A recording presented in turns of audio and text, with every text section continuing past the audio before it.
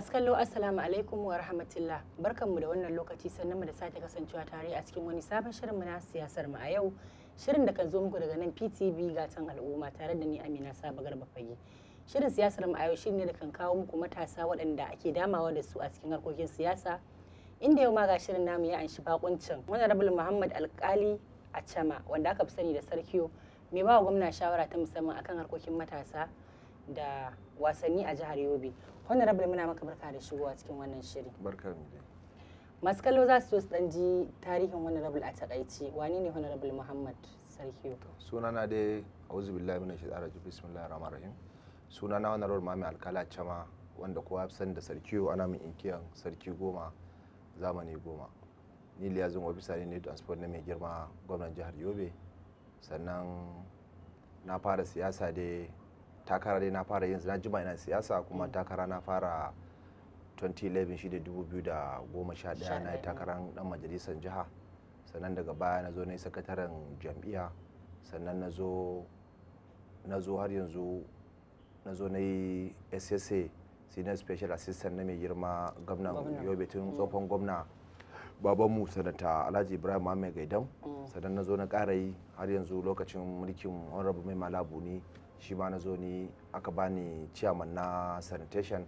Sannan kuma aka bani APC vice chairman. Sannan yanzu kuma aka bani liaison officer har yanzu na youth and sport.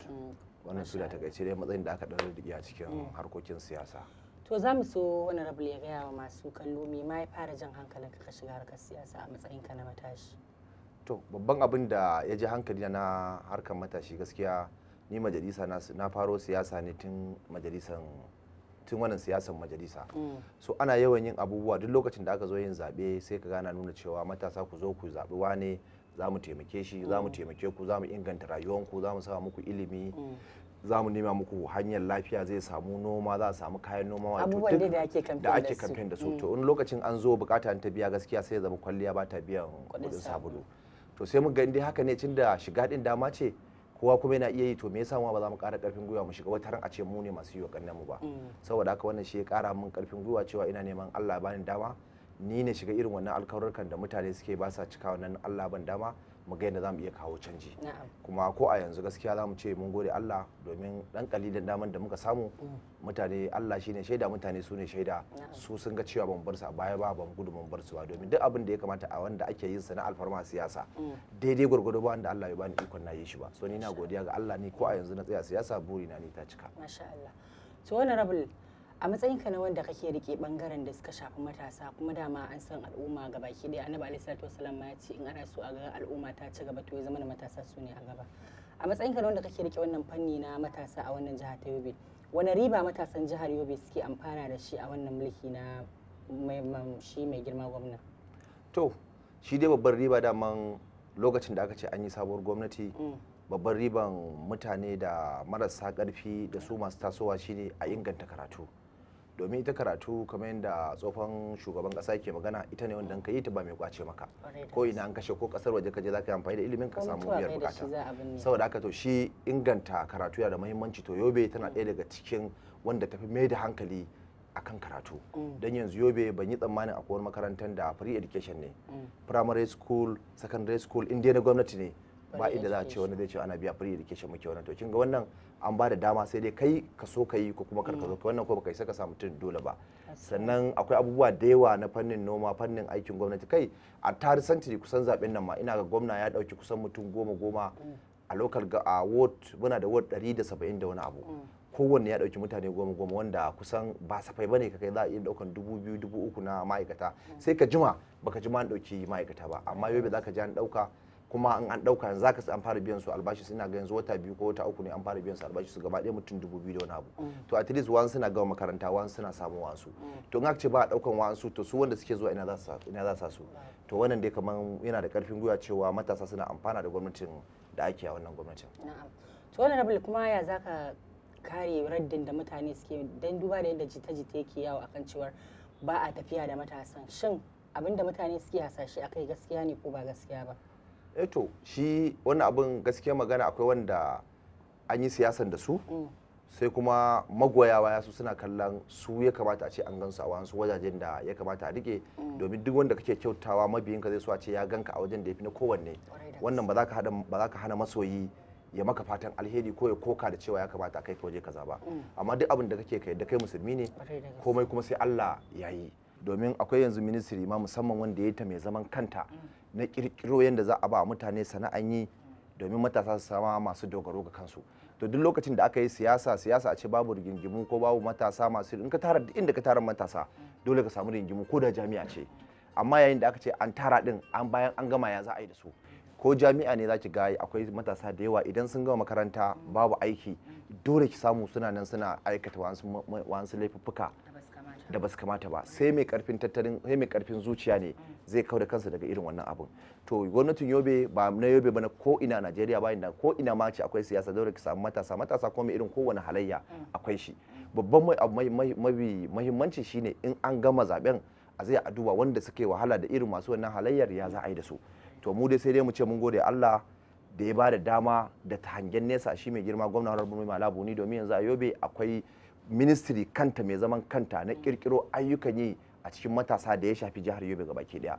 Yanzu kwanaki na ga kaman an bada motoci ya kusan 4,000 wanda in kai direba ne ka je ka ba kuɗin da zaka biya kawai garanto za a je a baka, za a dauki wannan din ka biya a hankali. Sannan ɗibi mutane wajen mutum 10,000 an koya musu yin fenti domin su je su dogara kansu, an ba su jari, an ba su kayan aiki, kowa koma lokar gama har wani state ma ka je ka iyo aiki ka zo ka dogara da kanka. An raba shanikai, an ba da jari na cash, duk wani hanya da kika sani ana bi salo ana bi wallahi dan ya isa ga matasa zama masu dogaro ga kansu. Shine kuma duk mutumin da yake kan sana'a wallahi ba zai yadda ya dauki kudin sa ya je na albozaranci ko yana shaye-shaye ko yana menene ba. Amma rashin aikin yi shine zai kai ka kana kwanci ba aikin yi har ka tashi ka je cikin abokanan ka sa su yi wannan. Ba zai yi mutum ka bude shago ko kana jan mota ka je ka kai lodi Kano ko Abuja ka zo ka dawo ka biya kudin wannan yara su shaye da shi ba za su yadda da wannan ba. So wannan din gaskiya yana taimakawa kuma da duk Najeriya za su kwaikwayi abin da mai girman gwamnan jihar Yobe yake yi da ina ga abubuwan zai sauki insha Allah. To Honorable, a matsayinka na matashi a daidai wannan gabar za mu so ka ja hankalin matasa, wani irin kira za ka musu domin su zama nagartattun mutane su shiga koda ba harkar siyasa ba ce harkokin da su kara mutuncin? To ni dai shawara da zan yi shine gaskiyar magana duk wanda gane da kai shugaban kasa zuwa kan kowa ba wanda bai yarinta ba. Sannan inda ya wasa da shekarunsa a wannan lokacin shi ma da bai zama abin da ya zama ba. So kowa yadda cewa shi mutum ne, kar kuma ya raina kansa, kar yadda cewa wata ran shi ba zai zama shugaban al'umma ba. Ka rike mutuncin kanka, ka kare darajar kanka kafin nan kai ka zama mutum. Allah ya kai ka kuma inda zai kai ka. Saboda haka dole in ma sana'a ne ka tsaya ka yi ta da gaske, in ma aikin gwamnati ne ka tsaya ka yi ta da gaske, in ma karatu ne ka tsaya ka yi ta da gaske, domin wata ran da kai ake tsammani za a yi alfahari.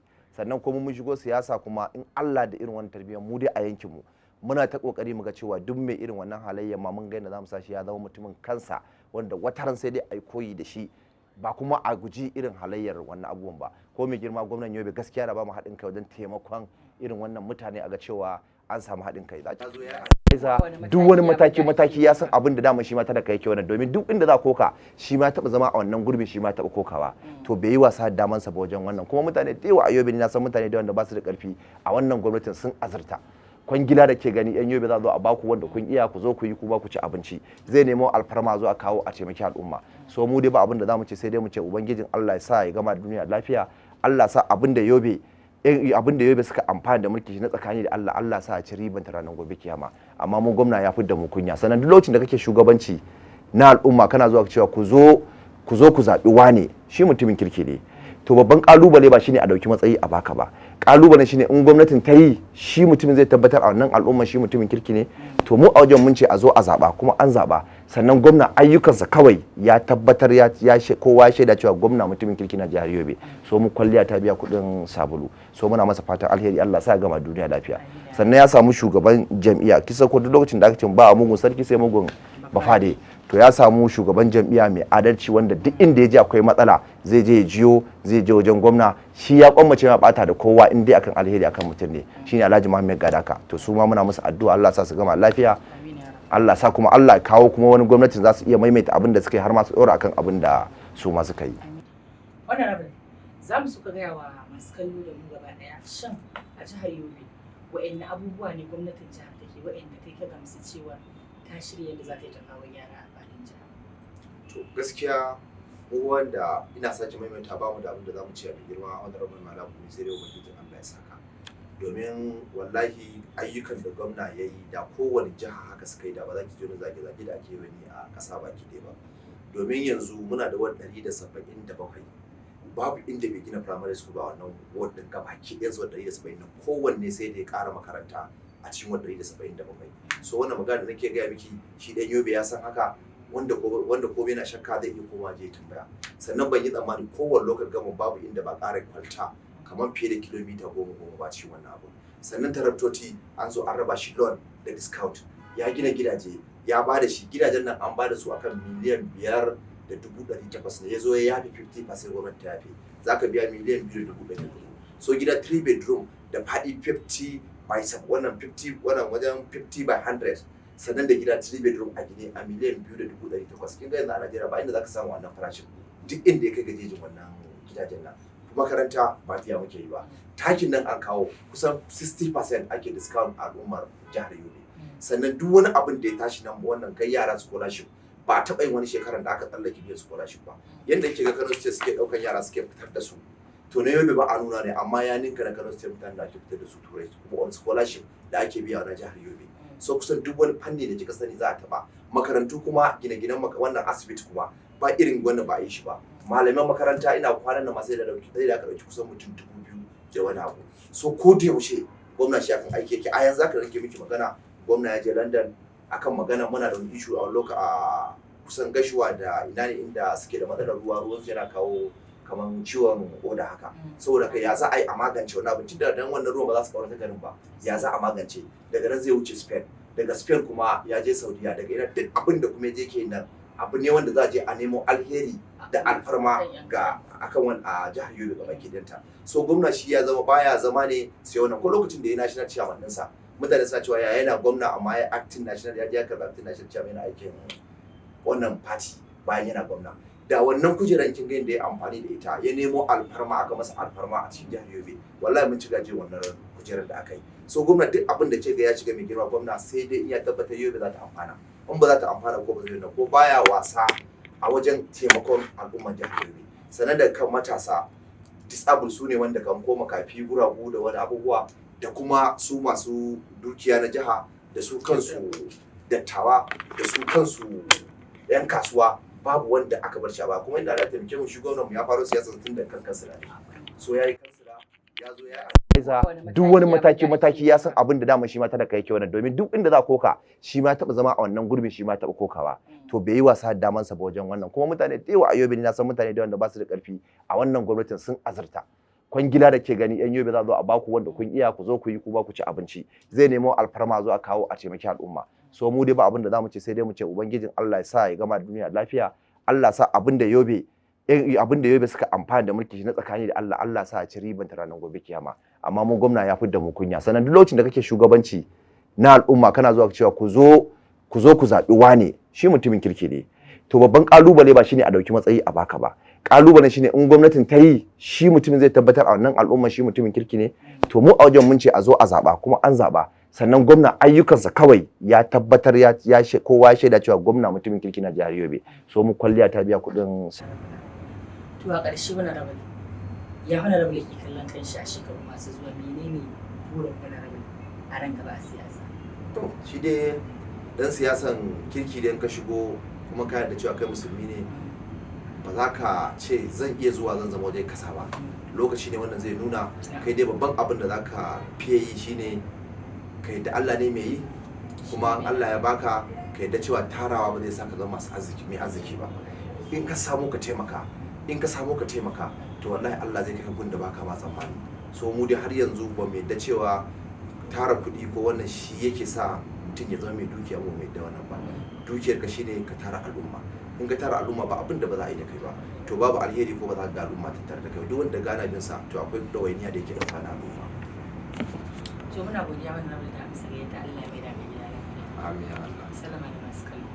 To jama'a ina godiya, ina fatan alheri ga kowa da kowa. Ubangijin Allah saka muku. Sannan kuma wannan gidan tashar da kuke neman ra'ayi kuke zuwa da mutane domin suke faɗin ra'ayinsu da shawarwarinsu don sauƙaƙa a zamantakewa. So a ƙasa ba ku kanku kuna ɗaya daga cikin masu taimakawa. Inda mutum zai ja kunnen samari kuma samari su yi amfani da shi ta inda aka iso ta wajen ubangiji makuna Allah da Allah albarkaci wannan waje naku Allah sa ta ninka darajar wannan waje ina muku fatan alheri bisalam.